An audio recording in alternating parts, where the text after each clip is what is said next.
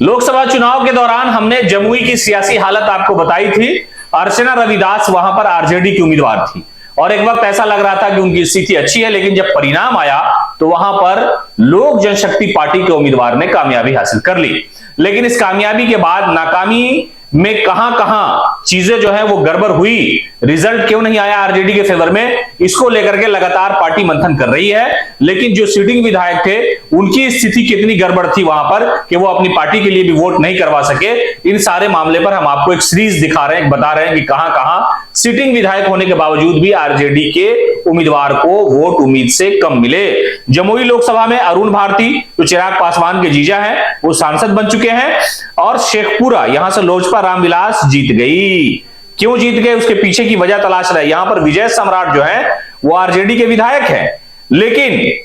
उसके बावजूद यहां पर राजद को मात्र 48,806 वोट मिलते हैं और लोजपा रामविलास के उम्मीदवार को 42,490 वोट मिला। यहां से राजद के विधायक है विजय सम्राट, तो आखिरकार 13,684 वोट राजद के विधायक कहां ले गए, कैसे मतलब ये इस वोट में बिखराव हुआ, क्यों ये वोट चला गया लोजपा की तरफ, क्यों ये चला गया एनडीए की तरफ, इन सारी वजहों की तलाश जारी है। पार्टी और पार्टी के जो नेता हैं वो अपने स्तर से इन चीजों पर मंथन कर रहे हैं और वहां पर आरजेडी के विधायक हैं विजय सम्राट मौजूदा वक्त में लगातार तस्वीरें हमने आपको दिखाई कि वो तेजस्वी यादव के स्टेज पर थे, दावा कर रहे थे कि आरजेडी की जो उम्मीदवार है वो जीतेंगी और पूर्ण बहुमत से जो है सरकार बनेगी। बहुत तरह की चीजें थी जो सियासी तौर पर चुनावी भाषण के दौरान कहा जाता है, लेकिन विजय सम्राट जो है वो इतनी राजनीतिक सुंदरता नहीं दिखा सके कि आखिरकार 13,000 वोट से उनके ही विधानसभा में उनकी ही प्रत्याशी, उनके गठबंधन की, उनकी पार्टी की वो अर्चना रविदास पिछड़ जाती है और वो वोट एनडीए गठबंधन को चला जाता है। एनडीए गठबंधन के लोगों ने किस तरह से लोगों को समझाया,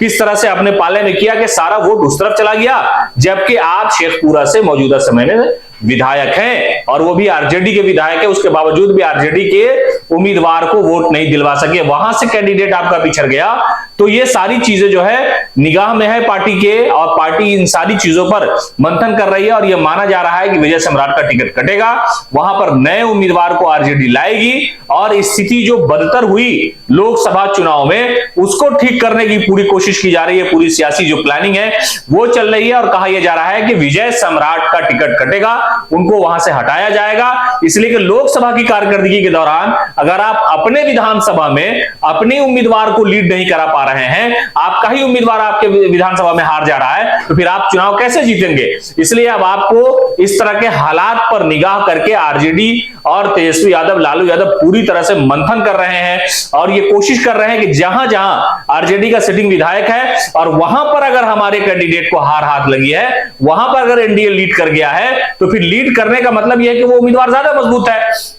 और आप वहां के विधायक होने के बावजूद भी वोट अपने पाले में नहीं करा रहे हैं, लीड कर जा रहा है विपक्षी जो पार्टी का नेता है वो चुनाव जीतता हुआ नजर आ रहा है। तो ऐसे हालात में आपको क्यों रखा जाए, क्यों आपको फिर से विधायक बनाने के लिए पार्टी अपना दमखम लगाए, जबकि आप राजनीतिक तौर पर दमखम नहीं लगा रहे हैं। तो ये सारी कोशिशें हैं, ये सारी प्लानिंग चल रही है और कहा यह जा रहा है कि शेखपुरा से विजय सम्राट का टिकट आरजेडी काटेगी और वहां पे नए उम्मीदवार को लेकर के चुनावी मैदान में उतर सकती है। पनोरमा ग्रुप, जो सोचता है वो करता है।